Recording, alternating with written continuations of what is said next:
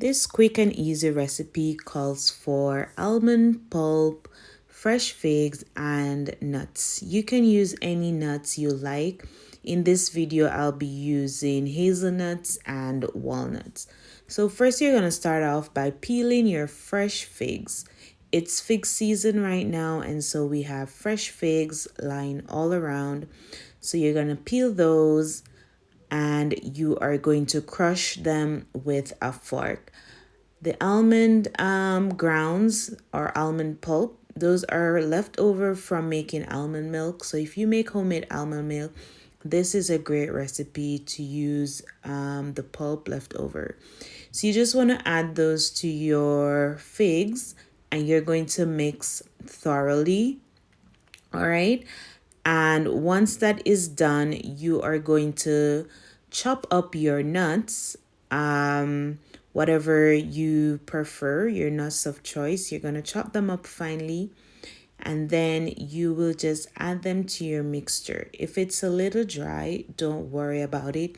You can add some almond milk like I did here, or you could just use 1 egg.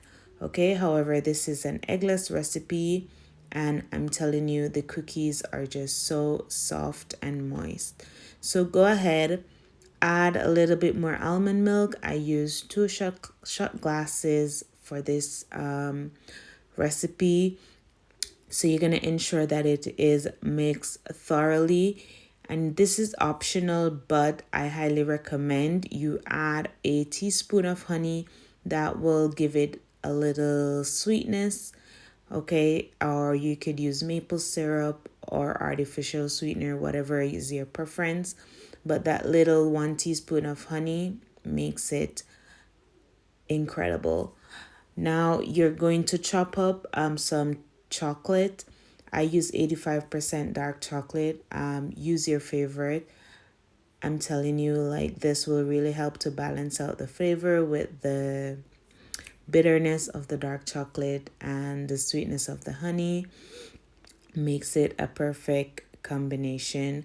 Once that is done, you can just go ahead add a little bit more almond milk if you like, and then you are going to mix thoroughly. Ensure that the almond pulp is thoroughly combined with all the ingredients for the best results. Once that is done, you're going to form your cookies. So you can just roll them in a ball and press them out on your baking sheet. So I just like shape them using my hands. And once that is done, you're going to set your oven to 180 degrees and you are going to bake it for about 15 to 20 minutes. Now, this is based on your oven.